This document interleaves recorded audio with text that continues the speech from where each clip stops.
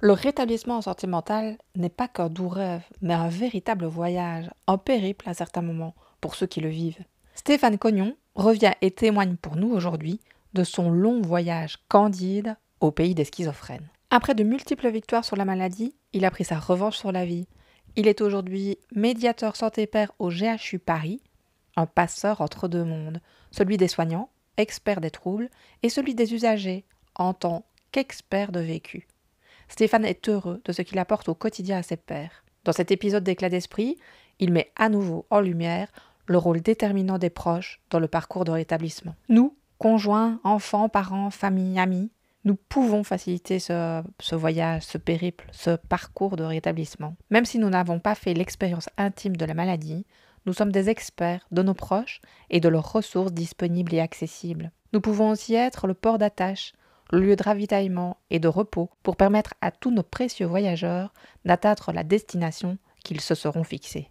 En parallèle de cette magnifique rencontre avec Stéphane, je reviens d'un bref voyage en 2035, immergé dans le futur de notre santé mentale. Dans le cadre du 22e festival de la schizophrénie, qui s'est déroulé du 15 au 22 mars, je me suis laissé embarquer par Positive Minders et tous les experts rassemblés pour cet événement qui nous proposent collectivement de regarder les troubles psychiques autrement. Ce saut en 2035 m'a vraiment donné envie. Fini les années d'errance diagnostique des troubles psychiques. Le diagnostic est posé en 48 heures, parfois même avant l'apparition des premiers signes grâce à un suivi individuel de chacun d'entre nous. Fini aussi les étiquettes, schizophrénie, bipolarité, dépression, tout ça disparaît.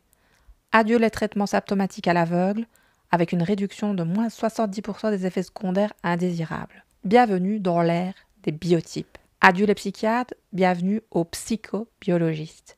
Une filière désormais hyper attractive, assistée par l'IA, qui analyse les données et libère du temps thérapeutique. Les pères aidants ont une place centrale, les proches aidants aussi. Chacun est informé, formé et attentif à l'autre. L'architecture et l'urbanisme se transforment pour contribuer aussi à notre bien-être individuel et collectif. Qu'est-ce qui a permis ces changements ? La jugeote est une composante essentielle. La santé mentale est devenue l'affaire de tous, la psychoéducation s'est démocratisée, l'innovation s'est alliée aux professionnels. Un trouble est devenu une composante ordinaire de la vie. Nul doute que Stéphane a également contribué à ces changements. Retour en 2025 aux côtés de Stéphane pour préparer ensemble cet avenir en faveur de notre santé mentale que nous méritons tous.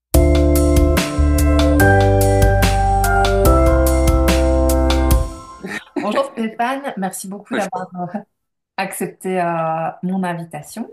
Tu es la preuve vivante qu'on peut se rétablir d'un trouble psychique, y compris d'un trouble qui a mauvaise presse. Et pourtant, c'est rarement la réalité qui nous est présentée dans les médias. Ce constat fait partie des raisons pour lesquelles Éclat d'esprit est né. Mettre en lumière les réalités positives qui sont encore trop souvent ignorées du grand public. J'en profite pour mettre en avant une autre initiative de ce 22e festival de la schizophrénie qui joue sur cet aspect en créant un journal atypique que vous pourrez découvrir dans le descriptif. Pour en revenir à ton expérience, au-delà de la population générale, les médecins aussi ne sont pas épargnés par les préjugés sur les troubles psychiques. À la suite d'une visite auprès du médecin du travail pour ta prise de poste en tant que père aidant, tu t'es retrouvé face à un médecin qui était un peu dubitatif. Peux-tu nous parler de cette expérience que tu as relatée dans ton livre et qui illustre parfaitement la réalité de la situation? Effectivement, elle était assez provocatrice euh, parce que en fait, elle me posait des questions auxquelles finalement je pouvais décider de pas répondre, mais j'ai décidé d'afficher la franchise. Je lui ai expliqué ce que c'était que des pères aidants. Elle connaissait pas du tout. Alors c'était il y a 5 ans. Bon, j'arrivais au GHU et c'était la médecine du travail, donc médecin du travail dans un hôpital psy qui ne sait pas ce que c'est que les pères aidants et qui me dit en gros elle s'amusait de ça mais vous avez un psychiatre, non mais un vrai hein, tout en disant en fait quand je lui avais expliqué en quoi consistait mon travail et en fait elle trouvait que c'était pas un vrai métier quoi d'une part et puis ensuite elle me dit mais en fait mais vous souffrez de quel trouble. Alors j'aurais pu choisir de pas répondre mais moi j'ai été assez cash, je dis bah trouble schizophrénique et elle me regarde, elle me dit mais ça se soigne ça? Et j'étais partagé en fait quand je suis sorti. Donc du coup, c'était un des premières rencontres avec une médecin du travail dans cet hôpital psy. Je me suis dit, oula, là on part de loin là quand même. Pourtant, ça devrait être une consulte quand même spécialisée, quoi. On n'est pas nulle part, quoi. Donc, et là, ça m'a fait en même temps un peu rire jaune. Puis je me suis dit, mais c'est dramatique, quoi. Moi, je suis rétabli, j'arrive à prendre ça avec distance, mais d'autres personnes à qui ça arrive et qui sont fragiles et qui tombent sur une personne comme ça, enfin, il y a de quoi être complètement déstabilisé, quoi.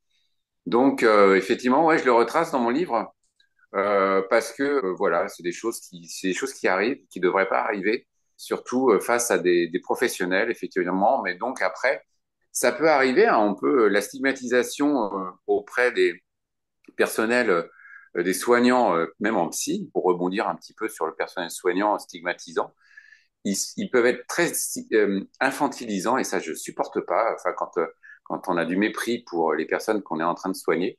Et ça, je l'ai vu en service hospitalier, je l'ai vu un petit peu en dehors aussi, mais une espèce de prendre les gens de manière verticale, très haute, et puis très avec des jugements. Et ça existe encore. Ça, faut pas se leurrer. Ça existe encore, même dans les meilleurs hôpitaux du monde. Et donc c'est pour ça qu'en fait, bah, nous en tant que père aidant et puis d'autres soignants qui travaillent, qui sont conscients, tu vois, de la possibilité du rétablissement en santé psychique avec des pratiques orientées à rétablissement, et ben on se bat un peu pour toute cette stigmatisation de puis en fait de faire son métier de manière humaine, c'est tout, avec respect de manière humaine. Donc voilà, donc en fait cette petite voilà ce que je dis là, c'est effectivement ça existe et ça existe encore. Voilà. Bonne nouvelle, suivant la projection d'hier en 2035, tout ça n'existera plus. D'accord. Tout le Bon, bonne monde, nouvelle alors.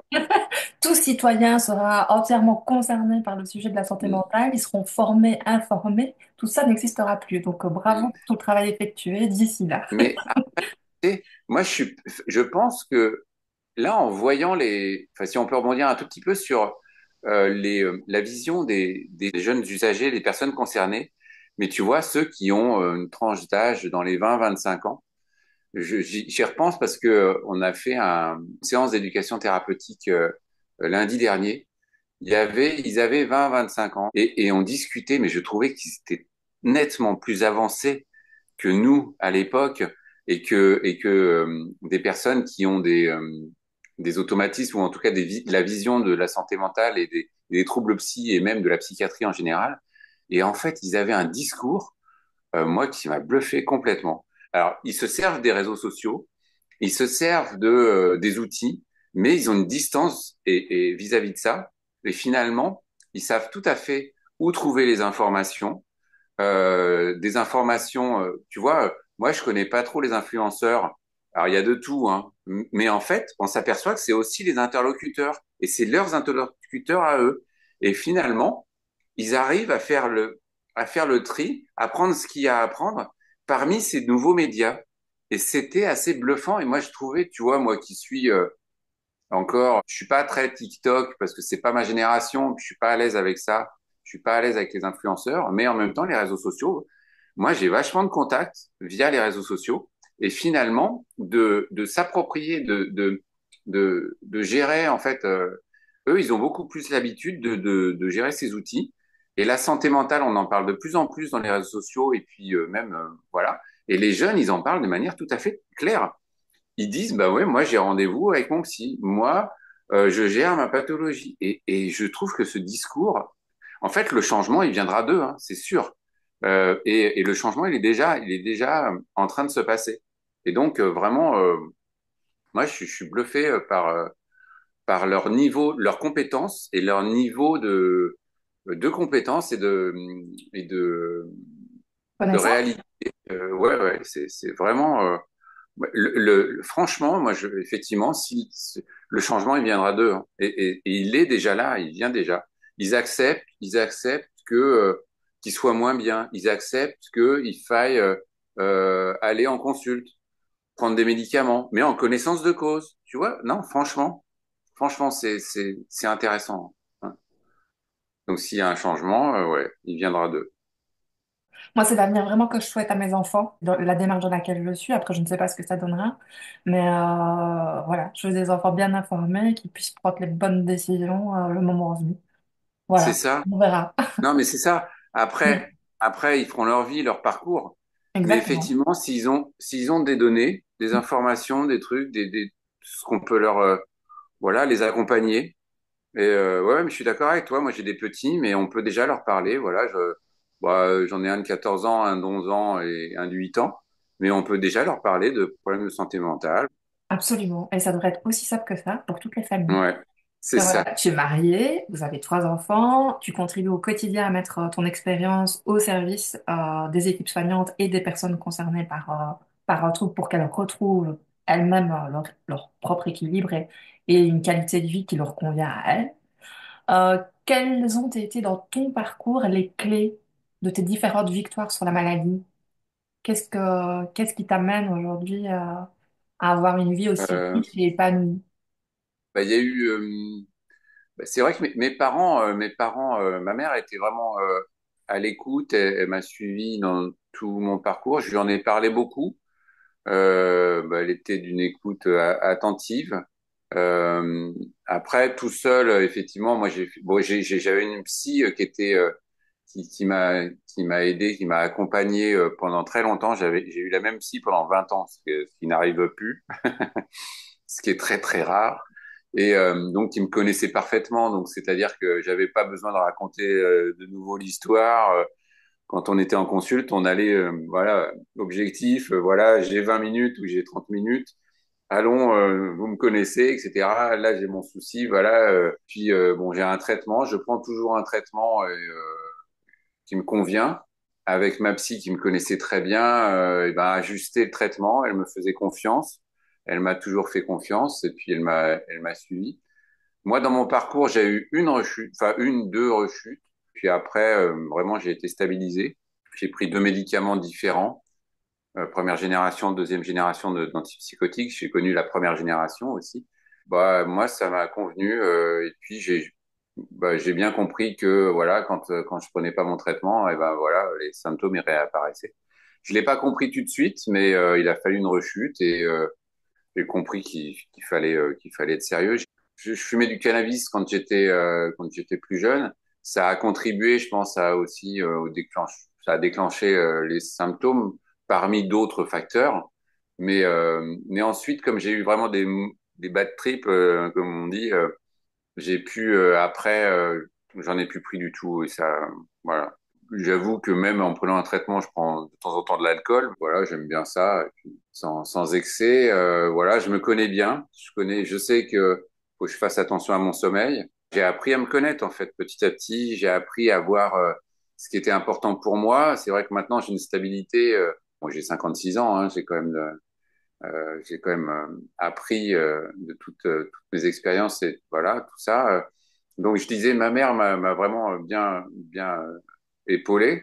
Et mon père a toujours été, en fait, il m'a jamais parlé de la maladie parce que ça a été trop douloureux à l'époque quand j'étais hospitalisé et un peu après. Par contre, il m'a vraiment donné un coup de pouce, proche du déni. Et en fait, professionnellement, il m'a aidé. Quand je me suis rétabli, il m'a aidé à trouver un poste, travailler dans son entreprise. Après, bon, bah, j'ai fait mon parcours. Et en fait, il m'a vraiment soutenu, aidé professionnellement, sans jamais me parler de quelque chose de choses trop personnelles. C'était trop compliqué, puis il est très pudique. Mais en fait, il m'a aidé à sa façon, sans me considérer comme un malade, quoi, enfin comme quelqu'un qui avait des troubles. Donc, il m'a aidé à sa façon et vraiment, je le remercie. Ensuite, quand plus tard, hein, après toutes les expériences de différents postes, donc dans les travaux publics, c'était moi. Il y avait quelque chose qui me manquait quand même. C'était par rapport à cette histoire, par rapport à ces troubles, ce rétablissement. Euh, J'avais vraiment besoin d'exprimer un peu et de sortir de cet anonymat en fait et de parler des troubles psy, et en mon nom.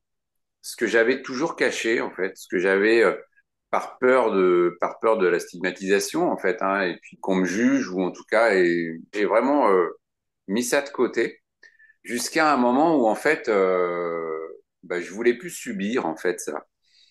Et donc, j'ai écrit un petit livre, Je reviens d'un long voyage, que tu as lu. C'était vraiment parce que c'était trop, et j'avais envie d'écrire aussi. C'était vraiment ce moyen, cet outil, l'écriture. J'ai toujours un peu écrit, j'écrivais des chansons parce que je faisais de la musique. À un moment, j'écrivais des paroles j'écrivais des poèmes, tout ça. J'écrivais des trucs quand j'étais plus jeune. Mais là, je me suis dit, il y a quelque chose, voilà, que j'ai envie de partager. Je sais pas de quelle manière, mais je sais pas, voilà. Mais en tout cas, j'ai écrit mon histoire. Et j'ai écrit mon histoire. Et ma femme m'a encouragé tout de suite. En fait, je lui ai fait lire. Elle me dit, mais c'est super. En plus, en fait, j'ai écrit en fait en prenant de la distance, vraiment beaucoup, et puis en mettant un peu d'humour bien que ce soit pas drôle, mais en fait, justement, c'est ma pudeur, peut-être de faire passer les choses avec un peu d'humour, quoi. Et j'ai eu la chance d'être publié. Et en fait, quand j'ai écrit ce manuscrit, je l'ai envoyé à ma mère, qui et mes sœurs, je crois, après. Et elles m'ont dit, mais non, non, mais faut pas le faire lire à ton père. Oh là là, oh là là. Et ma mère l'a caché. Et donc, ah oui, mais vraiment, elle, elle lui a pas montré, elle l'a caché. Après, je dis, mais pourquoi? Enfin, bon, c'est pas. Après, finalement, il l'a lu parce que, en fait, ça allait paraître. Je leur ai dit, bah oui, mais je suis désolé, moi, je l'ai écrit sous mon nom. Il y a un éditeur qui veut le publier, bah autant que vous le lisiez avant. Et mes sœurs me disent, mais tu vas le publier sous ton nom. Donc, il y avait vraiment, elles avaient peur, quoi. Donc, du coup, que ça rejaillisse sur la famille. Petit à petit, en fait, j'ai eu que des retours assez positifs. Ouais. Sur l'histoire, on me dit, ah, mais oui, mon directeur à l'époque, qui était plus mon père, enfin mon père avait vendu l'entreprise depuis un moment, et le directeur plus jeune, enfin, il me dit, mais ça c'est chouette de faire, de parler de santé mentale. Si les gens en parlaient plus facilement, il y aurait moins de gens qui prendraient des antidépresseurs. Enfin tout ça, il était très, mais c'est bien Stéphane, très militant, super, et tout, donc très chouette. Et puis des gens qui sont venus me voir, non, bah je savais pas, mais qui me disait, je connais quelqu'un qui a des troubles psy, mais qui prend pas ses médicaments, comment tu fais? Donc c'était un peu le début de la pérédance, finalement, où on me demandait des conseils, où on me disait, mais je connais quelqu'un. Alors est-ce que c'est la personne, est-ce que c'est quelqu'un qu'elle connaît? C'est toujours difficile. Mais en tout cas, je commençais à en parler, et c'était de manière très positive. Et j'ai entendu parler, c'était mon éditeur, et puis après des associations avec qui j'avais commencé à échanger. Mais il y a un métier qui s'appelle la pérédance. Je savais pas du tout. C'était il y a 6, 7 ans. Il y a un métier et puis je me renseigne et je vois qu'il y a une formation. Formation de père aidant. Oh, génial. Et puis moi, en fait, j'ai toujours eu de l'empathie, en fait, pour les gens. Après, je me suis rappelé, tous les matins, je faisais le tour de tous les bureaux pour dire bonjour à tout le monde. Et en fait, les gens ne le font pas. Pour dire bonjour, pour dire comment ça va et de discuter avant de me mettre devant mon ordinateur et puis de partir pour la journée. Mais en fait, j'avais besoin de ça et je me dis, mais... Et puis, j'ai toujours eu, en fait, j'ai travaillé un petit peu dans la communication aussi, où c'est un métier de relation, en fait, et puis d'échange. Je me suis toujours préoccupé de l'état ou du bien-être des autres. Et après, j'y ai repensé, mais je dis, mais en fait, oui, cette empathie que j'ai, en fait, avec les autres, et puis cette empathie pour des gens qui, en fait, qui ont traversé des choses comme des hospitalisations, finalement, bah ouais, ça, c'est un terreau que j'ai, qu'il faut pouvoir exploiter, que j'ai jamais exploité. Et c'est comme ça que j'ai fait une licence, donc la licence médiateur santé père qui existe en France depuis 12 ans. Puis donc j'ai fait ce métier et puis en fait c'est un métier que je fais vraiment depuis 5 ans et qui me correspond tout à fait.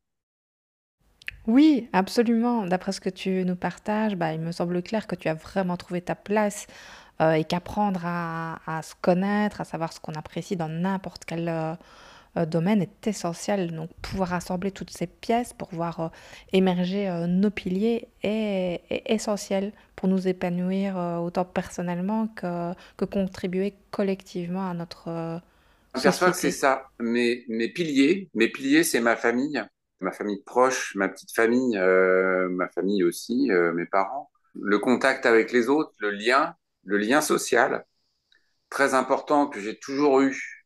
moi, j'ai toujours eu ce besoin du lien social. Quand j'ai commencé à travailler, c'est ce qui m'a plu. Enfin, c'est vraiment, j'étais pas très fort dans les études, j'aimais pas. Mais quand j'ai commencé à travailler, à voir que on échangeait, que quand j'allais travailler, en fait, on m'attendait, on avait besoin de moi, que cet échange en groupe, enfin, tout ça, c'est vraiment quelque chose. Et puis ce métier tellement riche, on voit ce qu'on apporte immédiatement en fait aux personnes, et puis d'avoir envie d'aider quoi. Et ça, je l'ai découvert finalement assez tard, et là je m'aperçois que je suis vraiment à ma place. Voilà. Ça c'est important. Tu mets très régulièrement en avant l'importance du soutien familial. Tu viens de le faire encore à nouveau, que ce soit du côté de ta maman qui était très à l'écoute du coup, ou du côté de ton papa qui lui était plus dans le déni, mais qui apporte quand même quelque chose. Et du coup, selon toi, en quoi l'application des proches peut transformer l'accompagnement des personnes qui souffrent d'un trouble psychique? En fait, alors chacun fait à sa manière, peut-être maladroitement, peu importe. Des fois, c'est uniquement un soutien, une écoute. Des fois, c'est difficile quand la personne est en crise. On ne sait pas forcément comment agir.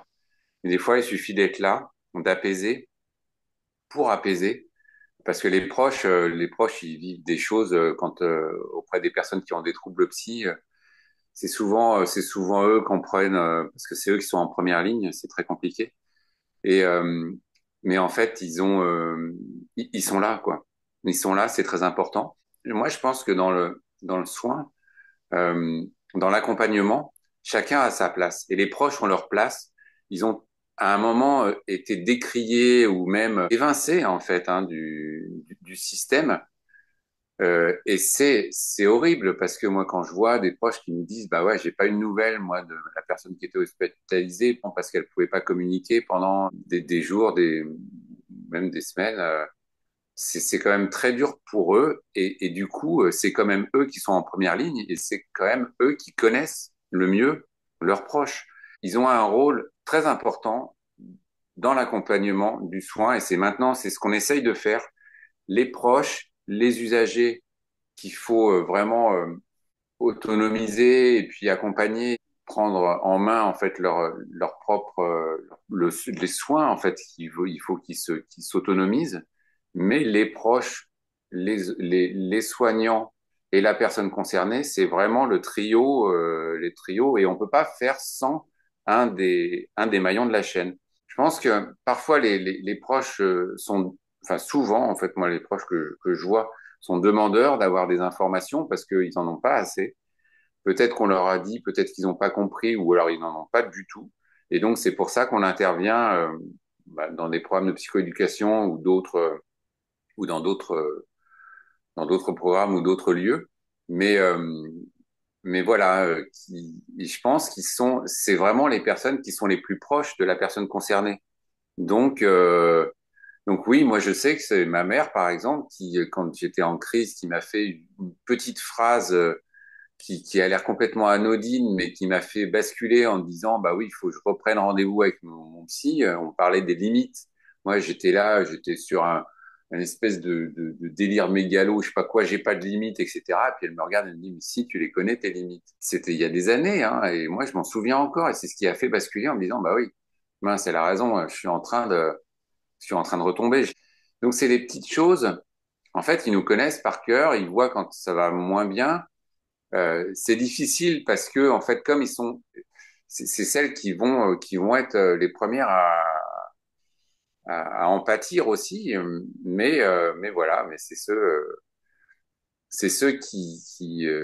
avec qui il faut travailler. Moi, je suis persuadé qu'il faut travailler avec eux et c'est le trio, le proche, enfin, la personne concernée, les proches et les soignants. Mais voilà, c'est quelque chose qu'on entend, que les psychiatres entendent maintenant de plus en plus. Enfin, en tout cas, j'espère. C'est quelque chose dont je suis convaincue. Je suis convaincue qu'effectivement, en tant que proche, on est les premiers à pouvoir voir les différences, un truc qui est un peu bizarre, les premiers à se poser des questions, les premiers. Donc oui. Ouais, ouais. Et je valide aussi qu'on peut rester même des années en fait sans nouvelles. Ça, c'est mon cas. Mm. Ça peut être encore plus long que des jours ou des semaines de ne pas avoir de nouvelles. Et c'est très difficile à vivre. Parce Oui. que je pense enfin, en tout cas, que je détiens certains éléments qui pourraient l'aider et que je peux partager à personne. Donc oui, Mm. voilà. Mais par contre, 2035, tout ça, c'est fini. Les pères aidants et les aidants sont au cœur, comme tu le disais tout à l'heure, hein. Oui, oui, Il y oui. a soignants, pères aidants, proches et personnes concernées, évidemment. Euh, voilà, pour que tout aille au mieux. Et pour garantir le succès de ce trio, l'outil qui me semble essentiel et qui est d'ores et déjà disponible, c'est la psychoéducation, avec ses multiples avantages autant pour les usagers que pour les soignants et les aidants qui sont eux aussi assez malmenés par la maladie. D'après les études, la psychoéducation des aidants est juste après les traitements médicamenteux le principal facteur de la réduction des risques de rechute. Avec son accord, je vous propose d'écouter un extrait d'une intervention du docteur Romain Ray, qui par ailleurs a accepté mon invitation et nous retrouvera dans un prochain épisode d'Éclat d'esprit. Donc moi je suis psychiatre à l'hôpital du Vinatier et j'ai la responsabilité d'une unité qui s'appelle le CLAP. C'est le Centre lyonnais pour les aidants et les familles en psychiatrie. Bon, il existe la psychoéducation à destination des familles qui présente une originalité puisque c'est une intervention qui a un double bénéfice. Un bénéfice à destination des patients. C'est un bénéfice qui est loin d'être anodin puisque certaines interventions de psychoéducation à destination des familles, les programmes qui sont longs, exhaustifs, peuvent être associés à une réduction du risque de rechute et de réhospitalisation qui peut aller jusqu'à moins 40%. On est vraiment sur une efficacité importante. Ces interventions-là sont aussi associées à des bénéfices sur l'observance thérapeutique. Il y a d'autres outcomes qui ont été étudiés, mais c'est ceux-là qui sont les plus fréquemment rapportés et répliqués dans la littérature. Et concernant les personnes qui vivent avec un trouble schizophrénique ou avec un premier épisode psychotique, c'est pour eux que la littérature est la plus abondante. On sait désormais que ce type d'intervention a été classé comme la seconde intervention la plus efficace après les traitements médicamenteux.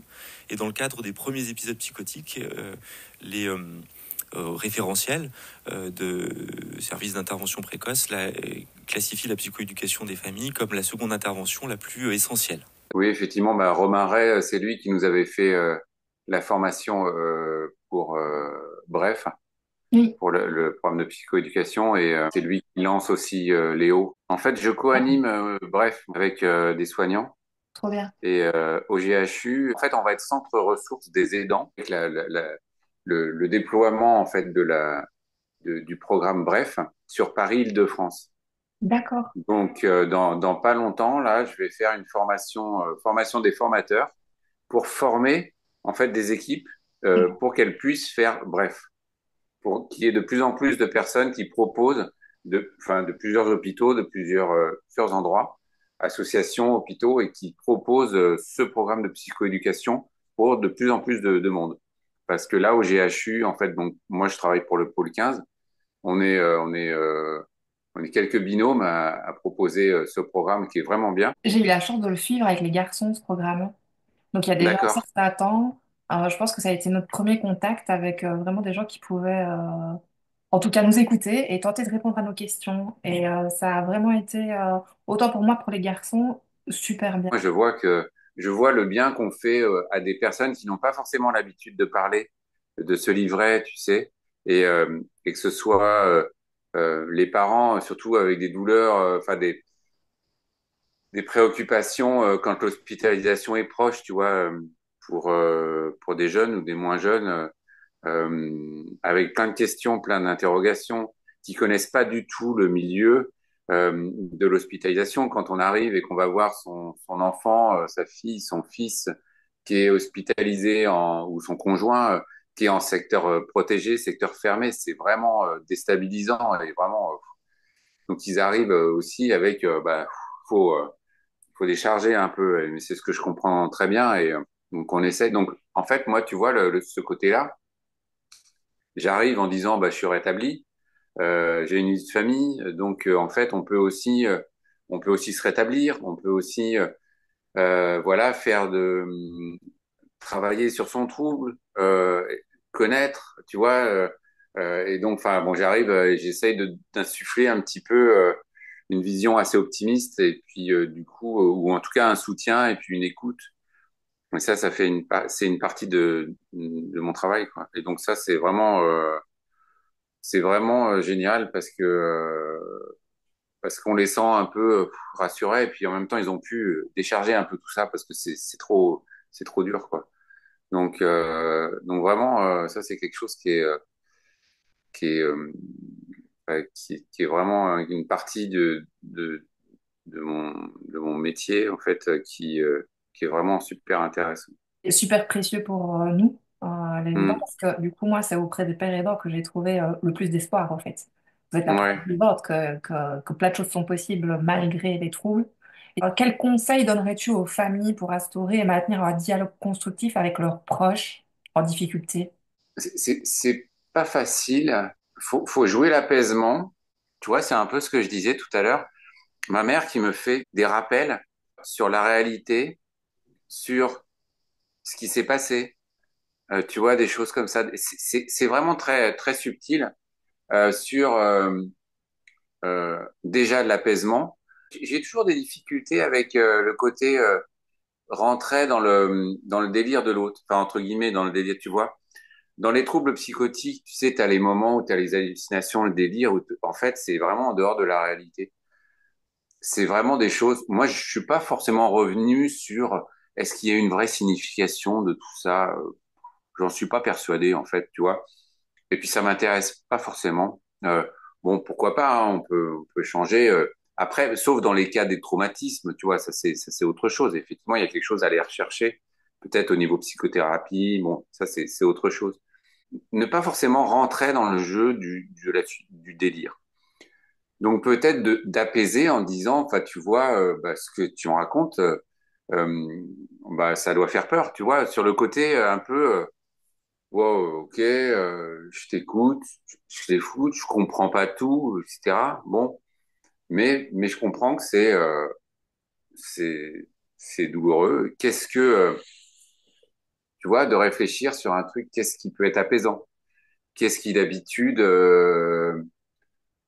est-ce que il y a trop de bruit, donc tu vois, il y a des casques anti-bruit. Est-ce que au contraire on veut écouter de la musique? Est-ce que en fait chacun aussi, c'est ça qui est intéressant à faire dans les périodes où justement la personne n'est pas en crise, essayer de voir à une distance assez proche de la crise. Tu sais, tu as les outils de crise, enfin, t'as des outils qui sont pas mal. Et de se dire à ce moment-là, bah, tu vois, là, on n'est pas loin, tu t'en souviens assez, mais par contre, t'es assez en forme pour pouvoir échanger avec moi et me dire qu'est-ce qui te va. Tu vois, par exemple, dans ce que je t'ai dit, de ce que je t'ai pas dit, qu'est-ce qui t'a plu? Et ensuite, de ressortir, bah, au moment de la crise, eh ben, un truc,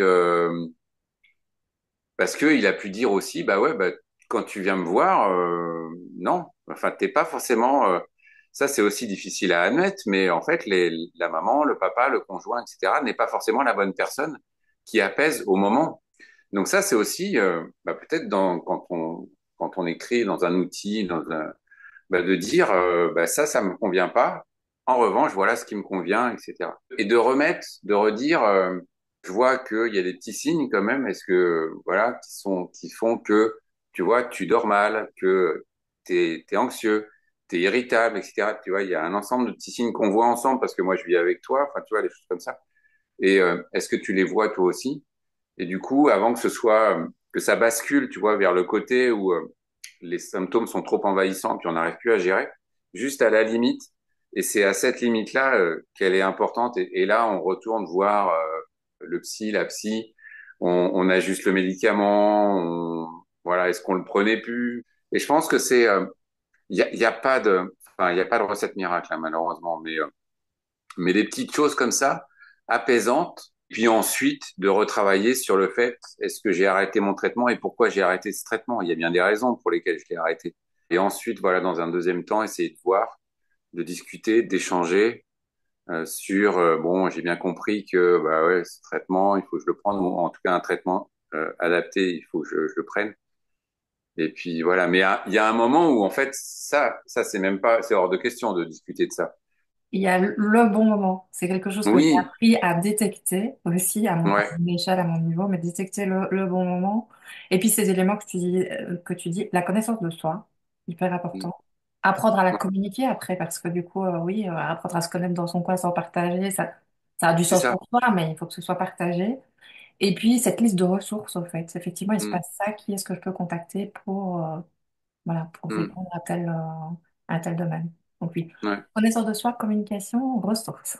De ton point de vue de père aidant, comment est-ce que les professionnels en psychiatrie peuvent-ils continuer à mieux collaborer avec nous proches?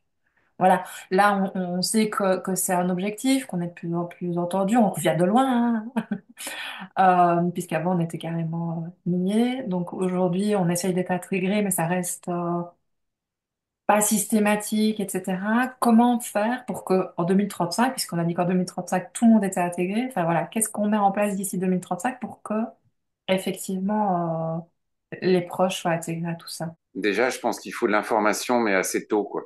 C'est compliqué, tout le monde n'est pas logé à la même enseigne, et puis tout le monde n'a pas les mêmes demandes, et puis le même degré d'une part de compréhension, ensuite de patience aussi, d'acceptation. Mais je pense que, en fait, ce qui éviterait pas mal d'escalade, c'est d'avoir de l'information assez tôt. Et je pense que ça, je sais pas si c'est donné, tu vois. Il y a une espèce d'omerta. Euh, Tu laisses ton proche hospitalisé. Tu as signé déjà peut-être un papier pour autoriser l'hospitalisation. Tu as une grosse culpabilité, donc il faut tout de suite travailler sur ça, quoi. Je pense amener de l'information en disant, mais de toute façon, que ce que vous avez signé, il y a des médecins d'abord qui ont fait leur diagnostic, c'est pas vous qui êtes responsable de l'hospitalisation. Tu vois, il y a plein de choses, il y a une espèce de truc autour, une omerta autour là qui est d'une part pour le patient, mais en même temps pour les proches. On part sur une incompréhension totale dès le début de l'hospitalisation. Et ça m'a fait beaucoup de bien qu'on me rappelle que effectivement, c'est pas moi qui ai décidé de la place où il Mmh. est aujourd'hui, ni de ce qui se passe pour lui. Moi, j'ai signalé des choses et ce sont Ouais, les professionnels qui ont pris des c'est décisions ça, pour lui, pour moi, enfin pour tout le monde, quoi. c'est ça. Et ça, c'est encore nécessaire qu'on me le rappelle de temps en temps, parce Oui, qu'effectivement, cette culpabilité de mais il n'est pas du tout à la bonne place, ça se passe pas du tout comme ça devrait se passer. Enfin, est-ce que je suis responsable de tout ça? ouais, ça, Oui, merci ça de... c'est vachement important. Et puis d'avoir de l'information, d'avoir que les psychiatres reçoivent les familles. Tu vois, dès le début, en disant, en expliquant. Tu vois, dans les troubles schizophréniques, bipolaires, peu importe. Nous, on reçoit déjà les gens. Et il y a déjà du délai qui est passé. La personne est hospitalisée. Le proche, il est submergé d'informations. Il sait plus où chercher. Il a pas la personne. Ou alors il va faire une visite et il va en service protégé. Il doit Enfin, bon, c'est très très compliqué. Comme on sait que l'hospitalisation peut être traumatisante, hein, mais vraiment. Hein. J'ai appris en fait que enfin, il y a des chiffres hein, sur le fait qu'il y a des personnes qui sont hospitalisées à cause d'une pathologie et ressortent avec des traumatismes dus à l'hospitalisation. Donc, mais des vrais traumatismes. Quoi. Donc que les psychiatres reçoivent les proches régulièrement pour de l'explication pour un suivi, de dire voilà, peut-être que vous n'avez pas vu votre proche, la personne concernée pendant un moment, voilà pour tel, parce qu'il y a des raisons, il peut y avoir des raisons aussi pour lesquelles c'est pas le problème, mais un petit peu d'information. C'est comme nous, on va en service protégé faire un atelier sur les droits des usagers. Donc en fait, on est en hospitalisation et puis on demande aux patients s'ils souhaitent discuter avec nous des droits des patients. Et là, on revient sur tout ce qui se passe. Pourquoi j'ai pas mon téléphone? Pourquoi le fameux pyjama? Ça devrait plus exister. Enfin, je sais pas pourquoi il y en a encore qui sont en pyjama. Ben, bref. Tu vois, de prendre soin de soi, pourquoi je pourrais pas prendre soin de moi, même si je suis à l'hôpital? Enfin, tout ça fait que de l'information, de la compréhension, de l'écoute, et puis peut-être que ça désenflerait, tu sais, les espèces de crises qui montent, les trucs, que ce soit en intra-hospitalier ou alors auprès des proches, parce qu'il y a de l'incompréhension et un manque d'information. Ça monte, ça monte, ça monte, et plus personne n'arrive à se comprendre. Si j'ai un conseil à donner vraiment aux psy et aux infirmiers, c'est eh ben, apprenez à les écouter et à rentrer les proches dans le soin, parce qu'ils sont les premiers concernés, en fait, les premiers témoins, et ils peuvent apporter des informations plutôt que d'aller contre en leur disant mais non, non, non, laissez-nous faire notre travail. Et voilà. Et donc je pense que c'est ça, c'est vraiment de l'information, d'écouter et puis d'apporter de l'information et puis ensuite d'écouter les plaintes parce qu'il y en a, ce qui est normal. Tu as dit autre chose qui me semble hyper important, c'est l'acceptation. Et l'acceptation, elle ne peut venir que si on comprend ce Oui. qui se passe, et notamment le trouble. La Mm, première fois qu'on subit, et on le subit tous, cette mm, décompensation, on ne sait pas du tout ce qui se passe, enfin, etc. Donc l'explication derrière pour nous aider à accepter qu'effectivement, bah, c'est du ressort d'une maladie, qu'il y a des choses à mm, faire, etc. C'est hyper important. Et tu parlais avant de ne pas rentrer en tant que prof dans le délire, enfin de ne pas valider un délire ou quoi, de valider un ressenti, mais pas mm, nécessairement ce qui est dit, qui est plus ou moins compréhensible d'ailleurs. C'est aussi hyper important. Moi, je suis dans une situation où une personne de la famille est rentrée dans les délires. Aujourd'hui, elle mm, partage les mêmes éléments enfin, voilà, qui n'existent pas, mais ce qui vient confirmer d'un côté que la personne directement concernée par le trouble pense et met très mal le reste de la famille qui a finalement aussi subir tout ça, au fait. Donc mm. oui, l'acceptation de la maladie au départ, c'est aussi aider les proches à ne pas rentrer aussi, eux, dans une autre forme de difficulté. Oui, oui, oui, tout à fait. Moi, c'est ce que je pense, c'est l'acceptation via l'information. Ça empêche la culpabilité parce que de dire bah ouais mince, qu'est-ce que j'ai fait? Enfin voilà, et ça n'a rien à voir. Et puis oui, le truc de pas rentrer dans le délire, moi je pense que alors c'est toujours difficile parce que il y a parfois des délires. Enfin la personne qui est sujet à cette crise, elle est persuadée de son délire, donc c'est très difficile. Hein, mais pas rentrer là-dedans, c'est difficile hein, parce que ils soutiennent mordicus, hein, voilà, mais ils sont tellement, enfin, en fait, on est tellement persuadés que ce sont des voix, des vraies voix qui existent, qui nous parlent, que on voit quelque chose, et c'est vraiment difficile de faire revenir à la réalité toujours. Tu sais, c'est comme, moi, ça me fait comme un ballon de baudruche, tu sais, qui monte, qui monte, qui monte, tu sais, qui enfle et qui va dans les airs qui va devenir inatteignable. Et ben, faut tirer sur sur le fil pour essayer de le ramener les pieds sur terre, quoi. Mais parfois c'est difficile, mais pas valider ça. Faut peut-être dire, j'y crois pas à ton truc, tu vois. Bon, après, t'as l'air persuadé, mais pas valider ce délire. Je pense pas. Alors là, bah, de mon côté, tu prêches une convaincue parce que moi, Ouais, j'ai ouais. l'expérience d'une validation qui ne mène à rien pour Mm. personne. Je pense que on peut être maladroit. C'est pas grave, tu vois. Non. On va pas en plus se flageller parce que on essaye des choses. Ce qui est pire, c'est de pas essayer et puis de pas faire un retour sur soi en disant ah bah ouais finalement c'est bon j'ai peut-être mal fait. On peut si on revient là-dessus. Par contre de continuer à s'acharner sur une piste qui est pas la bonne, bon ça c'est autre chose. Et oui, l'erreur est humaine, on en fait absolument Oui, bien tous sûr, à bien. notre niveau. Voilà, mais on peut toujours enfin, corriger. Corriger, Ouais, on voit que le résultat ouais, n'est pas le bon. ouais. Mais on a déjà dit beaucoup de choses. Est-ce que tu vois quelque chose en plus à dire? Peut-être avec l'apparition des pères aidants famille dans les soins, qui peuvent justement montrer aux soignants des petites pistes, c'est des nouveaux interlocuteurs. Les pères aidants famille, là, il y en a pas beaucoup. Hein. Nous, au GHU, il y en a une pour tout le GHU. Donc c'est et puis d'intervenir tôt pour pas que ça s'envenime. Quoi. Ça, on le sait au niveau des usagers, on le sait au niveau des proches. Finalement, au niveau des soignants, faut qu'ils le sachent aussi, quoi. Mais tu vois, voilà, la psychoéducation, ça marche vraiment bien. Il faut développer encore la psychoéducation, développer les groupes de parole. L'UNAFAM elle fait des choses très bien. On parlait des jeunes, là, tu sais, tout à l'heure, les réseaux sociaux, Internet, les Oui, forums, enfin, toutes ces oui. applications. Et Positive Pender propose des choses intéressantes, là, le fait qu'ils voient dans le futur, justement, qu'ils Ah, essayent j'ai de se trouvé ça projeter. génial. Ouais, c'est bien, c'est bien, c'est bien. Moi, j'ai une vision des choses assez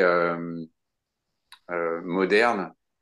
J'ai la chance de travailler à Paris, GHU, et on est une dizaine de pères aidants. Enfin, c'est incroyable ce développement. Euh, on a la direction qui nous soutient. Il y a le partenariat patient. On fait attention à tous ces nouveaux courants, mais on s'aperçoit que bon voilà en région, enfin bon c'est disparate, c'est ça qui est difficile quand même. Bah à Lyon vous êtes bien doté aussi, hein. C'est au Vinatier, en tout cas il y a des choses qui se passent et qui se font. Je suis admirative de ce qui peut se Ouais. passer à Lyon, enfin. Et à la Mm. fois très frustrée de voir tout ce qui se passe et de ne pas y avoir accès. Parce que nous, on est Oui, bloqués aussi. ici ailleurs. Donc moi, Mm. je suis entre les deux. Je suis admirative et extrêmement frustrée. Je me dis, mais si on avait accès à tout ça, quoi. Enfin, waouh. Ouais, ah, voilà, c'est ça. Ah, c'est ça dont j'ai un peu peur, en fait. Enfin, j'ai un peu peur. De toute façon, il faut essayer de toute façon de faire monter tout le monde, quoi. Tu Mm. vois? De se dire, nous, ça marche bien, mais je sais que c'est difficile. Dans d'autres équipes, l'accueil des pères aidants est très compliqué. L'accueil des proches se fait aussi difficilement. Donc, on n'est pas au même niveau. Mais bon, peut-être que à force d'en parler, à force de bon, il y a des centres de réhabilitation qui sont très au fait aussi, de rétablissement, de réhabilitation, qui sont très au fait justement de ces nouveaux mouvements, de cette nouvelle manière de faire du soin. Donc voilà, ça bouge, mais c'est vraiment c'est tellement disparate, c'est ça aussi.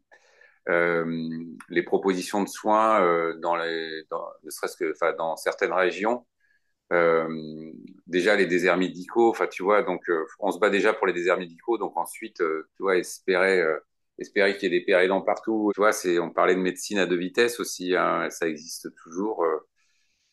Mais on espère que en fait, que petit à petit, je pense que tu vois, de faire des événements comme ça, d'en parler, à force d'insuffler en fait un espèce de mouvement, de diffuser les bonnes pratiques, tu vois. Ben, bon, petit à petit, enfin, j'espère en tout cas que ça peut influencer d'autres, quoi. Merci, merci. Je passe à mes questions.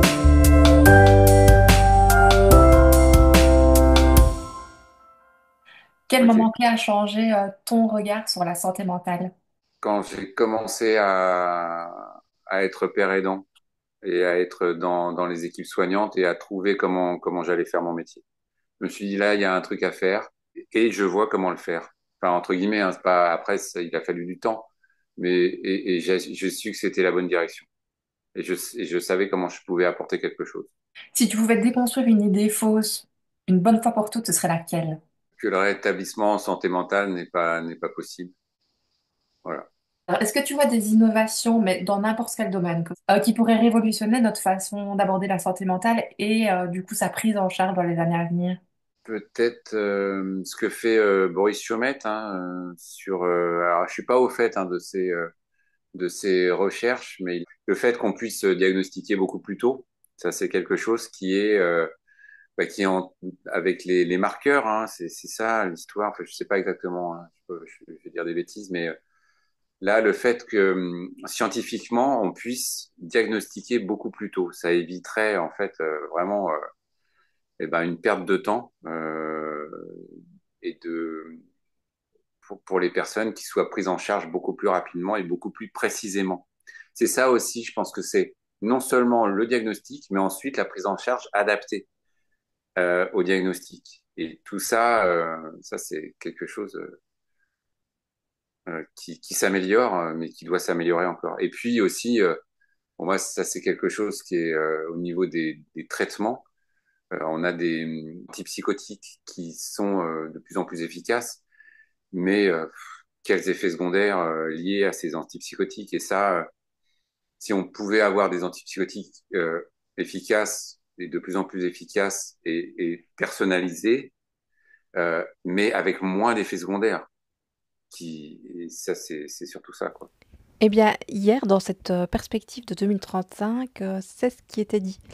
Donc, avec les quatre types de biomarqueurs, donc sanguin, la neuroimagerie, l'électrophysiologique et tout ce qui est vocaux et linguistique, ben, on pourrait avoir un traitement qui cible les mécanismes pathophysiologiques avec une réduction de moins 70% des effets secondaires indésirables. Enfin, voilà, avec les marqueurs, bah, ils définiraient ce qui va ensuite, mais il y aurait plus ces classements en maladie, il y aurait des marqueurs qui indiquent ce qu'il faut faire en 48 heures. Ah oui. Mm. Mais enfin, c'est tu t'es présenté de cette manière-là, hein. On verra Mm. quand ce sera possible. Ouais. Est-ce qu'il y a un livre, un film, une œuvre ou une rencontre qui t'a profondément marqué? Des rencontres, j'en ai fait pas mal.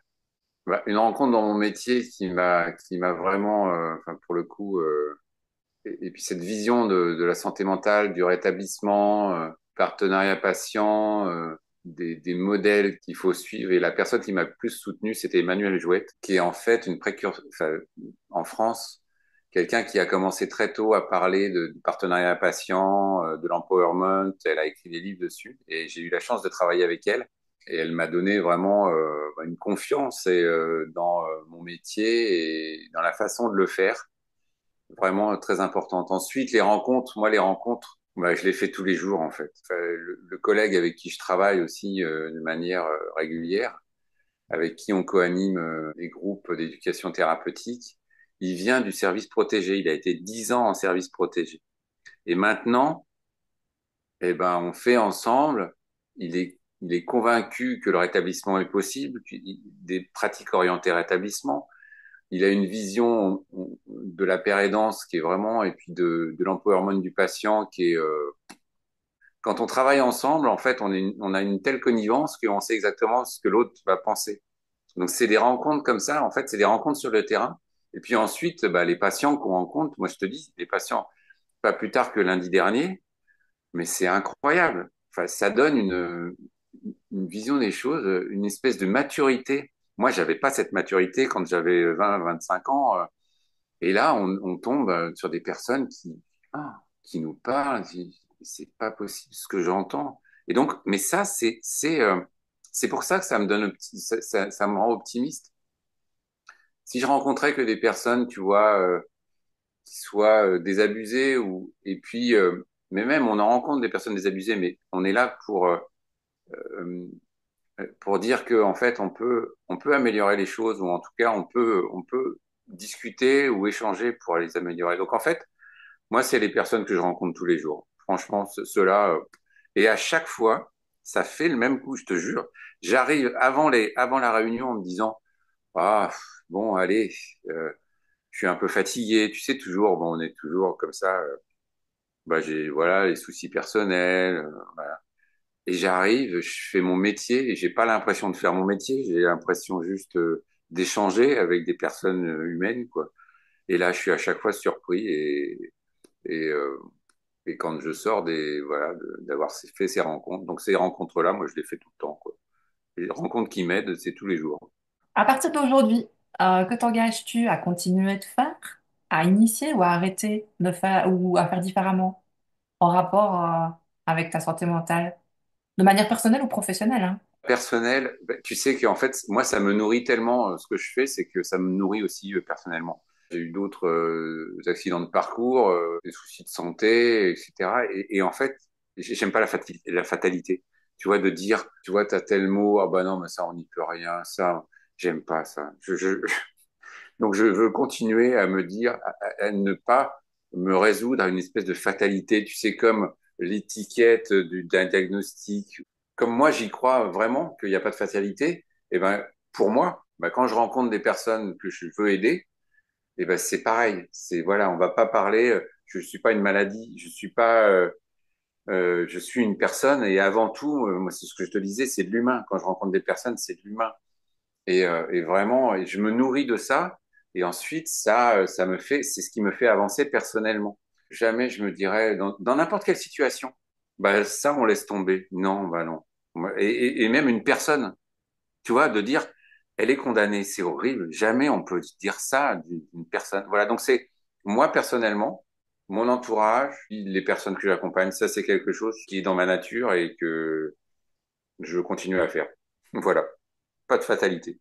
Je comprends tellement, pas de fatalité. Je suis aussi dans cette dynamique de, bah non, il y a des choses à faire, quoi. On ne peut Ouais. pas être une fin en soi. Non, il y a des solutions. Non, Ouais, il peut c'est pas ne pas ça. y avoir de solution. Je sais pas laquelle, Ouais. mais je vais la Oui, trouver. c'est ça. C'est ça, on sait pas forcément, hein. C'est pas dire je sais. Au contraire, je pense. C'est toujours d'être dans le doute, c'est d'être je sais pas, mais il n'y a pas de fatalité. Eh, Il y a voilà, c'est quelque chose ça. à faire.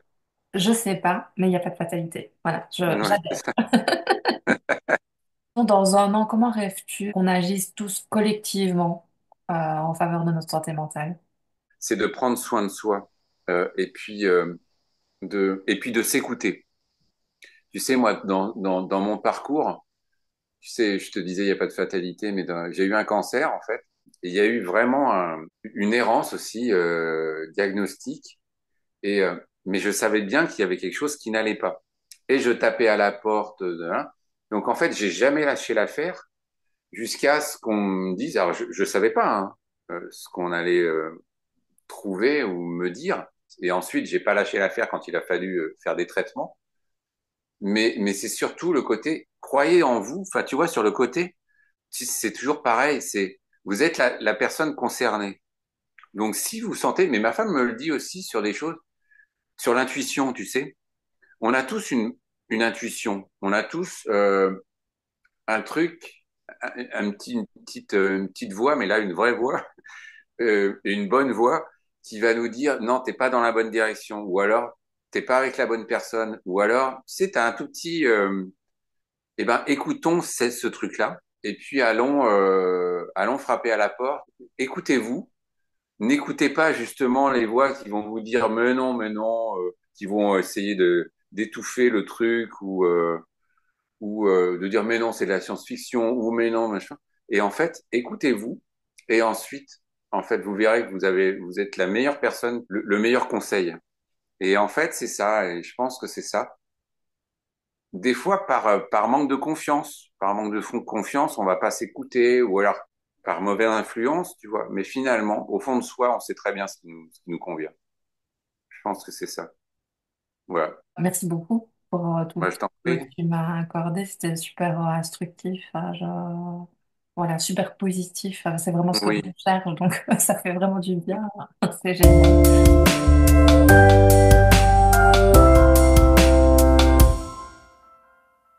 Vous trouverez dans le descriptif l'accès aux 3 livres écrits par Stéphane que je vous recommande très vivement. Vous trouverez aussi des liens vers les différentes ressources partagées dans cet épisode. J'espère que le témoignage de Stéphane vous aura autant apporté qu'à moi et qu'on aura contribué ensemble à déconstruire pas à pas les idées reçues et les préjugés qui demeurent sur les troubles psychiques. Si vous avez aimé cet épisode, partagez-le et abonnez-vous. Si vous souhaitez proposer des sujets, soulever des questions, partager vos réflexions, vous savez désormais comment me contacter. Dans 15 jours, j'accueillerai Fabrice Solière, père de famille et père aidant au centre hospitalier du Vinatier à Lyon. Sous de nombreux aspects, son parcours a fait écho à ce que j'ai pu vivre au travers de la maladie de mon mari. Rendez-vous le 8 avril pour en savoir plus. D'ici là, prenez soin de vous et de votre santé mentale. À bientôt!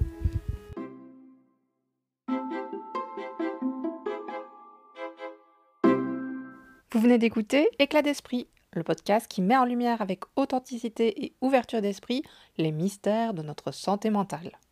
Ici, nous explorons les failles de notre esprit pour mieux comprendre ses forces.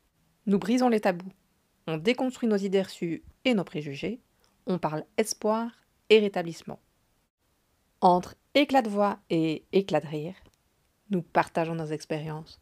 Nous ouvrons un dialogue inédit avec des personnes concernées par un trouble, des experts à la pointe des évolutions actuelles et les acteurs pluridisciplinaires de terrain. Notre objectif ? Faire éclater nos vérités, contribuer à mieux comprendre les réalités complexes des maladies et de leur prise en charge pour ouvrir la voie vers d'autres possibles.